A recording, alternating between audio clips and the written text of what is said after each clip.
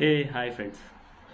మామ ఫైనల్గా అయితే 2 months తర్వాత నా చేతిలో క్యాష్ వచ్చింది మామ. అసలు 2 months నుంచి నా చేతిలో అసలు క్యాష్ లేకుండే.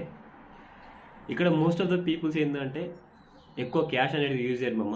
యూజ్ చేస్తే online payment either card payment మామ.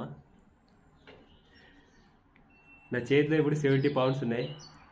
మన ఇండియన్ కరెన్సీలో అప్రాక్సిమేట్లీ 7,000 మామ. ఇవి నా చేతిలో ఎక్క రోజులు కూడా ఉన్నాయి.